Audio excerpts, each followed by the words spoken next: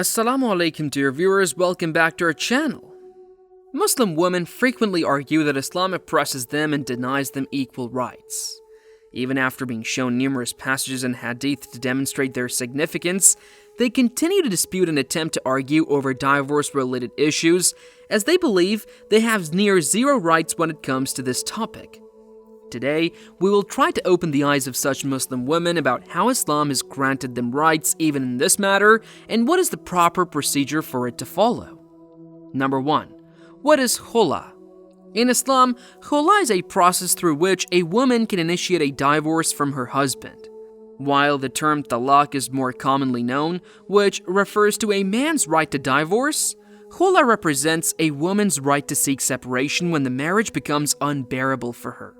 If explained in simple terms, divorce can be initiated by the husband, but a khula can be initiated by the wife to end the marriage. Number 2. The basis of khula in the Quran and Hadith. The concept of khula is rooted in both the Quran and Hadith. Allah says in the Quran, "So if you fear they will not be able to keep within the limits of Allah, there is no blame if the wife compensates the husband to obtain divorce." This verse depicts specifically that if a woman fears she cannot uphold the boundaries set by Allah in the marriage, she has the right to seek separation by offering compensation to the husband. And what is the compensation? The compensation is the mahr that was given to her by the husband at the time of marriage, and whose amount is clearly mentioned in their nikah contract.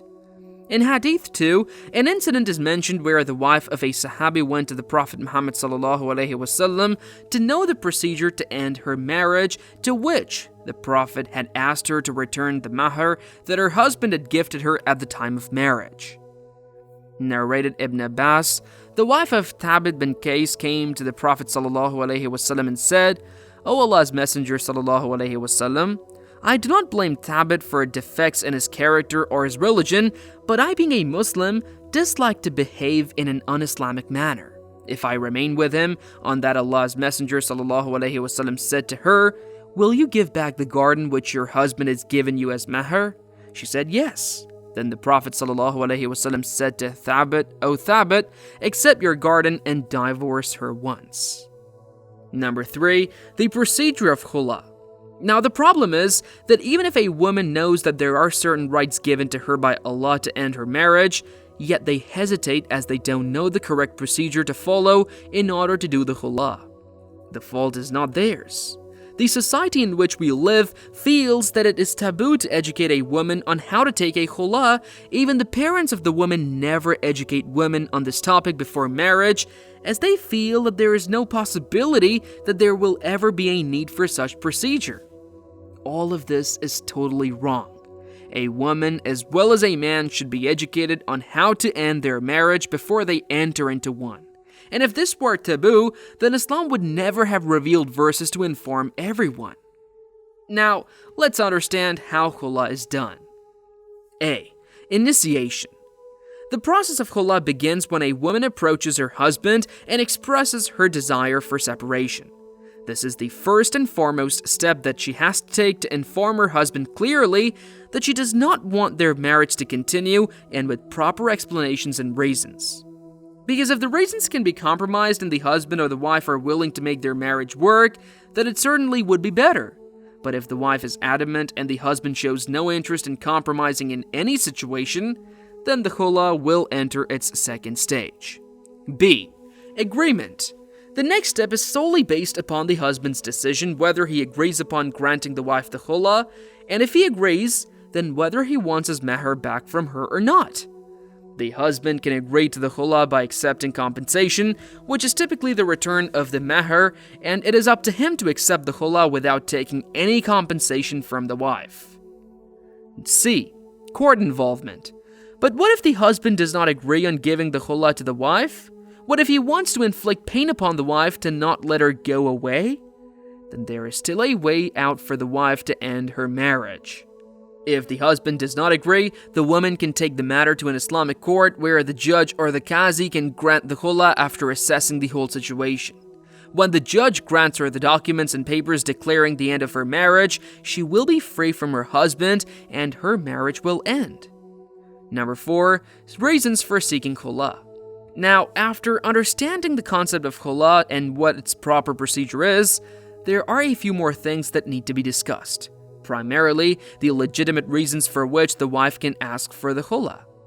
A woman may seek khula for various reasons, including incompatibility or lack of affection from the side of her husband, or even if she herself doesn't feel any love for her husband and she's fearful that she might fall into haram if she did not end her marriage. The other reason may be physical or emotional abuse, which is a rather strong reason for a woman to opt for khula, as she needs to protect herself from any such kind of violence and ensure her safety and well-being. It is not at all advisable to keep on enduring the torture and violence just for the sake of society. Another very important reason is the neglect or failure of the husband to fulfill his marital obligations. If the husband is unable to complete the religious obligations that are upon him as a husband, then there is no reason for the marriage to continue.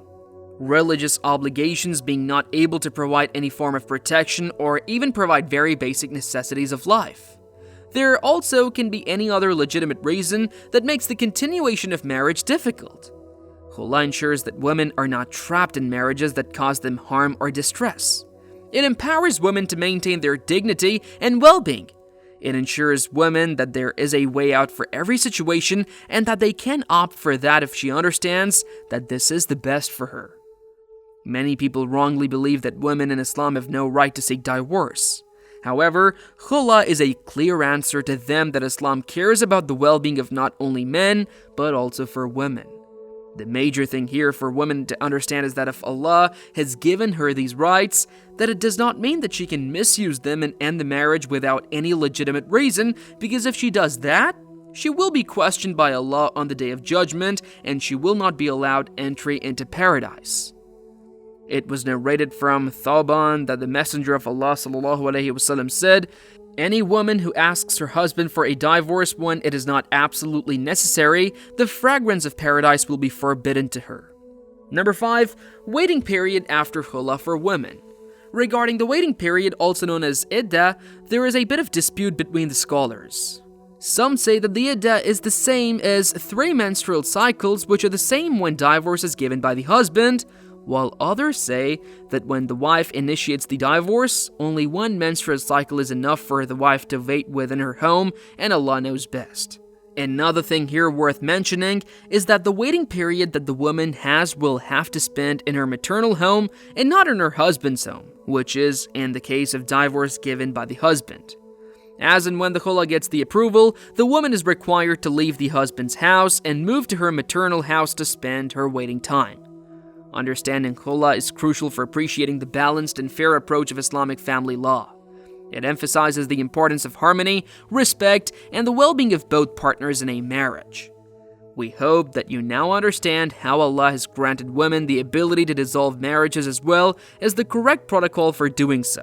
Although it is strongly discouraged, one should be prepared to use the exit door that Allah has provided for us if their marriage becomes intolerable, and ending it will benefit everyone.